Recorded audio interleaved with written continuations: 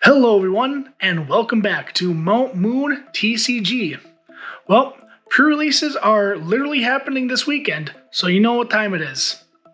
That's right, with pre-release time for a new set to come out, which means we now need to do a top 10 best cards list for the upcoming set, Temporal Forces. Now, Temporal Forces is due to be released March 22nd here in the US, and will be legal for tournament play April 5th. I hope I got those dates correct, because I'm not looking back at my notes. April 5th happens to be the day when rotation happens, and if you're wondering what rotation is, we did a little video about it a week ago, so if you want to go tag the little box in the upper right corner, you'll see our video about rotation. But anyhow, enough about rotation. This video is about the top 10 cards that I think are the best in Temporal Forces. So to start off this list, we'll start off at number 10 with Raging Bolt EX. Raging Bolt EX is a 240 HP Pokemon. It is a Dragon type, and it has two pretty decent attacks. The first attack for colorless energy is discard your hand and draw 6 cards. Okay, not too bad if you go second and you're in a tight pinch, so not a bad attack. The second attack, however, for a lightning and a fire energy, discard as number of basic energy from your Pokemon as you like, and this attack does 70 damage times the number of basic energies you discard. Now this might sound very familiar to some Black and White era players. Sounds like Dragon's Exalted Rayquaza EX, doesn't it? It pretty much is, just the attack's power is a little bit boosted. Instead of 60 times, it's now 70 times. So, how are we going to make this attack work? We don't have Flaffy in the format anymore because it's literally getting rotated the day that this set becomes tournament legal. Well, there is Sandy Shocks EX. Sandy Shocks EX has the ability where if your opponent has 4 or less prize cards remaining, you can use this ability. Attach a basic fighting energy card from the discard pile to this Pokemon. So you kind of see where we're going with this deck a little bit. We don't have Flaffy to, Dynamotor onto a different Pokemon on the bench. We're going to Sandy Shocks, get a basic fighting energy from the discard, put it on Sandy Shocks, and if you've got 3 of them in play, that's 3 energy, that's 210 damage. 280 for attachment for turn, so you can see where I'm going with this. This deck has the possibility to rack up just loads of damage. And then you can just put them back on with these Sandy Shocks. So for the amount of damage that this deck is capable of doing, I decided to put Raging Bolt EX right here at number 10. Next in at number 9, we have Great Tusk. Now we're going to forget about the second attack on Great Tusk, because we really need to look at the first attack on Great Tusk. For 2 colorless energy, discard the top card of your opponent's deck. It gets better, trust me. Then, if you've played an Ancient Supporter card from your hand this turn, you discard discard 3 more cards from the top of your opponent's deck, totaling 4 cards. Now this is going to be appealing to you mill players, because we currently have Double Turbo in the format right now, so you can power up Great Tusk with that. We still have Professor Sada, that can accelerate energy and draw more cards, and it's an Ancient Supporter card. And there is another Ancient Supporter card that I will talk about a bit later. But yeah, for mill decks, this seems like a pretty great option. Not to mention, Great Tusk does have 140 HP. So it does bring it out of the area of Cramorant. So it's not going to get one-shotted by that. I think it's got pretty decent HP for a basic. I mean, could be a little higher, but it is what it is. And also, I'm a fan of Donphan, and this is an ancient form of Donphan, so I'm pretty happy about this Pokemon. The deck has seen some success in Japan, So I don't see any reason why this deck is not going to be decent moving forward.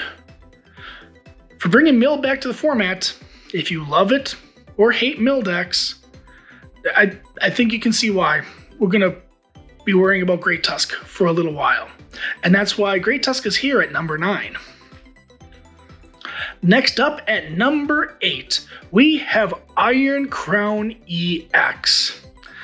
Now, speaking of Pokemon from the Black and White era, this card is going to look more familiar to some players in the Black and White era. Deoxys EX, anybody? Because this Pokemon has a similar ability to Deoxys. Iron Crown EX's ability states that your future Pokemon do 20 more damage to your opponent's active Pokemon. Except for Iron Crown EX, you can't boost Iron Crown EX's attacks with this ability. Sounds like Deoxys EX, doesn't it? But where Deoxys EX was 10 damage, and your Plasma Pokemon did more damage, this time future Pokemon get that little bit of boost. So, if you have 4 Iron Crowns in play, you can do 80 more damage. Plus you can attach the tool card, the Future Boost Energy Capsule, do 20 more. You're doing 100 more damage with your attacks. And currently we still have Iron Hands EX in the format, so amp you very much, 220 damage. Take 3 prize cards on an Arceus V, something like that. An EX that's got low HP. Yeah, I think you can see where I'm going with this. Future Box is doing pretty decently in Japan. Basically because amp you very much on the Iron Hands EX can now get in reach of these, lower HP Pokemon EX, Pokemon V, etc., etc. So now players have to be aware that when they play a low HP V or EX, to watch out for the amp you very much on Iron Hands EX. Could potentially take 3 prizes in one turn. I thought about putting the Miraidon in at this spot, but the Iron Crown EX is the star of the deck. It helps boost the energy, it helps boost the attack, not the energy. The Miraidon boosts energy, and that card is pretty good as well, but not as good as Iron Crown EX. So that's why Iron Crown EX is here at number 8 to give boost to your future Pokemon's attacks. And next up at number 7, we have Explorer's Guidance. So here's that ancient supporter card I was talking about a couple of seconds ago in Great Tusk. So what Explorer's Guidance does is you look at the top 6 cards of your deck, choose 2 of them to put into your hand, then discard the rest. This does sound like a pretty big drawback, but considering that you need an ancient supporter card to play in your Great Tusk deck, and there's also a Roaring Moon card coming out in this set that does more damage for each ancient card in your discard pile, this supporter card can help those decks quite a bit. I mean, you don't have to only play it in ancient decks. You can play in pretty much any deck you want. You could say it's kind of similar to Colress a little bit, but you're not putting the cards in the lost zone, you're putting them in the discard pile, which means you can potentially get them later. And then you do search for 1 more card, so it is a little bit more aggressive, but you're throwing 4 away, getting 2, similar to Colress, but it's a trade-off. What can I say?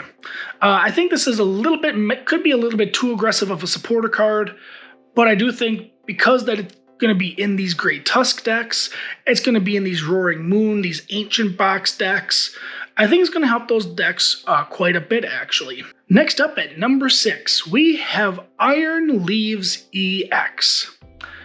Now, I just want to state that Iron Leaves EX is simply here at number 6. Might be a little high for some of you, but it's here at number 6 for a good reason. It's the Charizard EX counter we've been looking for. Because it's a grass type, and Charizard's weak to grass. This Iron Leaves does 180, which times 2 is enough to knock out this Charizard. So, it can knock out Charizard. but does it do anything else cool? Well, it actually does. You can play this Pokemon from your hand onto your bench, put it in the active spot, and move any energy you want from your other Pokemon to Iron Leaves. So you can essentially just power it up in one turn, go knock out that big bad Charizard, and there you go, done deal. The little drawback behind the attack is you can't attack with this Pokemon during your next turn, which is fine. You really needed to knock out these big bad Charizards anyhow. You might be saying, how do we get these energy in play? Well, this is seeing play with Arceus Giratina decks. Now, the Arceus V-Star can accelerate energy to Giratina, Arceus. So, just spread your energy wherever you want on these Pokemon V. Put down your Iron Leaves, bring it active, put the energy, move it up to the Iron Leaves, and just attack this Charizard. And there you go. You're knocking out their big bad attacker pretty darn easily. So yeah, my hatred for Charizard is kind of the reason why I put it a little higher on this list. Some of you might put it a little lower, maybe at number 9 or number 10, but it's a counter to Charizard. I'm fine with it being here at number 6. Next up at number 5, we have Airy. Now, Airy is a supporter card that can be very annoying. Airy states that your opponent must show you their hand. Then choose 2 item cards from their hand and discard them. Airy is an annoying supporter card that gets rid of items. So if your opponent has item cards that they don't necessarily need to play yet, you plop down the Airy, look at their hand, and take out some of the more powerful item cards. We will see one of those powerful item cards that you could discard with Airy later on the list. But yeah, for the fact that Airy is annoying, can be used in any kind of deck, I think it's pretty safe to put Airy here at number 5. Next up at number 4, we have Maniacs deciphering or code breaking, something to that effect. Here it is. So, some old school Pokemon players might recognize this card. It's very similar to Oracle, or to some newer players, Mallow. Yes, it's look for your deck for 2 cards, shuffle the rest of your deck, put those 2 cards on top of your deck, voila. So, when is this useful? Well, we do currently have Radiant Greninja in the format, which is discard an energy card and draw the top 2 cards of your deck. So it could be used for that. You could also use like Trekking Shoes in some of these dark decks to put the dark energy on top and then put a different card that you really need for that situation as the second card. So then you can use Trekking Shoes, look at the dark energy, discard it, draw the card you really need, maybe like a Dark Patch perhaps, and energy accelerate that way. Or maybe, in case you put 2 good cards on top of your deck in case you get Iono'd. So that way you get a supporter card, a Pokemon card, whatever you need in that situation. There's a couple of different ways you can draw cards from the top of your deck.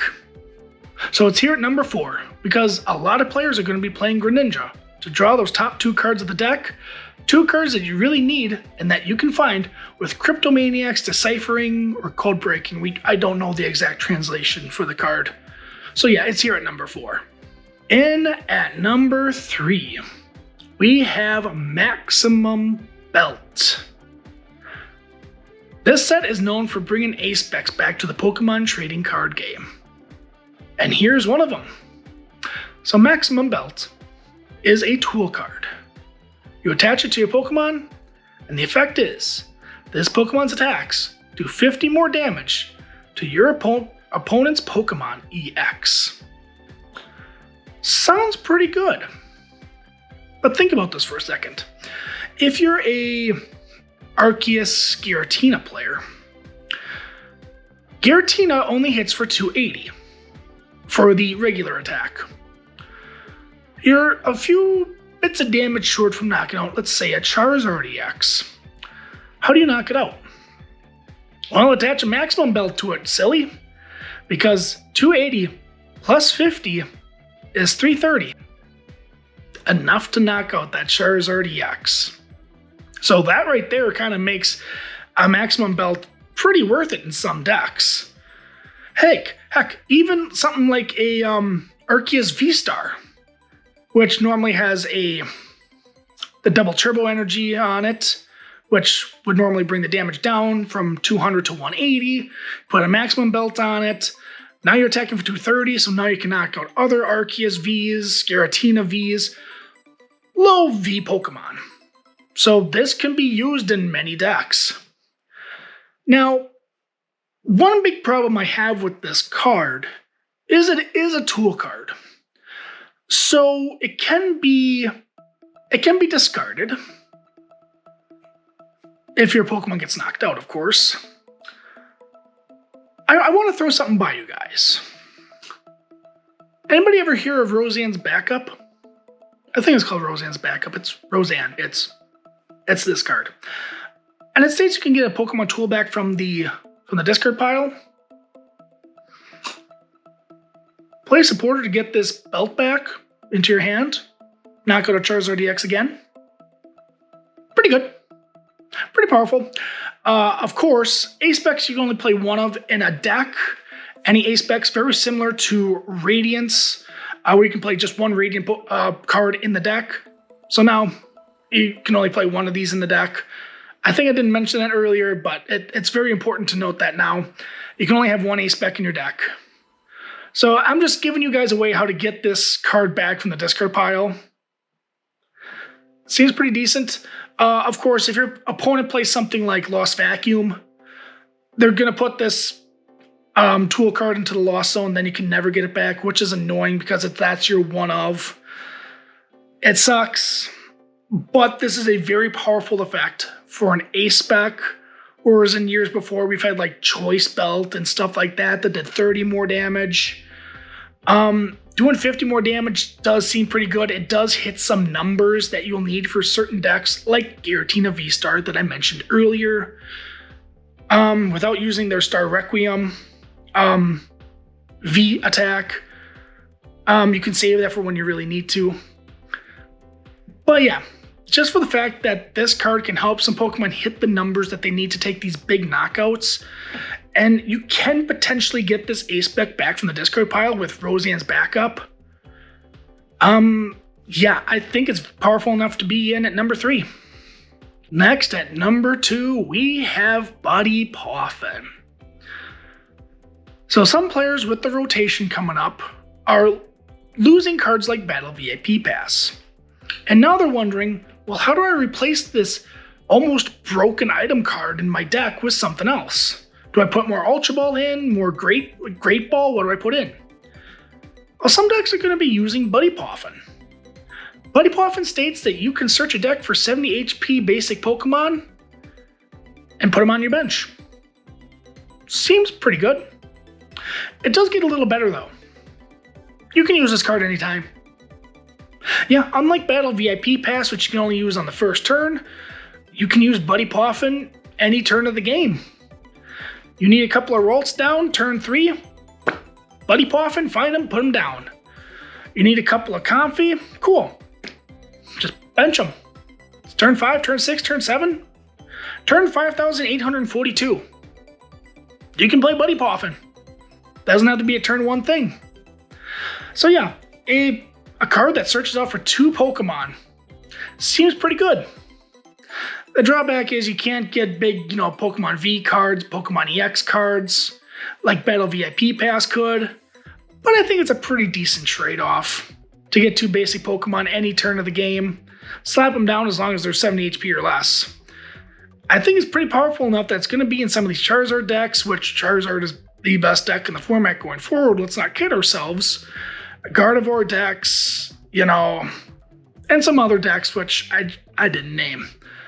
But yeah, for the fact that it's going to put some basic Pokemon down and help you get set up, we're putting Buddy Puffin here at number 2. Last but certainly not least, in at number 1, I think you all know what card it is. I don't think that's a surprise to anybody that follows the trading card game very closely. It's Prime Catcher. When this card was revealed, we all knew that this card was really, really good. It is an item card. It's essentially a boss's orders and a switch in one. It's Guzma from Sun and Moon. It's Guzma as an item card. It's really good. It's a free boss's orders as an item card. It's a free switch. It's a powerful A-spec card. Again, an A-spec, you can only play one A-spec in your deck, but as a one-of, this is very powerful. This is going to change a lot of games. It might change the game enough where you might not need to run that third boss's orders or that third Pokemon catcher or whatever, whatnot. Since we're losing Cross Switcher to rotation, I think this is a pretty nice addition to the Gust Effect cards. And I do have a small idea for some players out there that might be thinking the same thing I'm thinking. This is an item card. What Pokemon gets item cards back from the discard? Any guesses? Darkrai V-Star. There's a potential you can play 2 Prime Catcher in one game, ladies and gentlemen. That right there gives me enough hype for dark decks going forward. I mean, even playing it as a one-of, Prime Catcher is just really powerful. A Guzma as an item card? Yeah, it's powerful. I don't think any other card in this set comes close to the power that Prime Catcher has. And the best part, Prime Catcher you can fit into any deck. Some A-specs in this set you can only play with either ancient decks or future decks. No, this A-spec you can play in any deck. That's what makes it so great. That's why it's here at number 1. It's an item card as boss's orders. Can fit in any deck. And also maybe some Darkrai V-Star players will play, we'll get this back twice. And that's pretty cool. So that is it for my top 10 cards from Temporal Forces. So what do you think about my list? Do you think some cards are in the wrong spot? Do you think that other cards should have made the list? Maybe like Mist Energy perhaps? And what cards are on my list that you would not put on my list? Let me know down in the comment section down below. And remember to hit that like button, comment, share, subscribe, and to join us for some more awesome perks right here on Mount Moon TCG.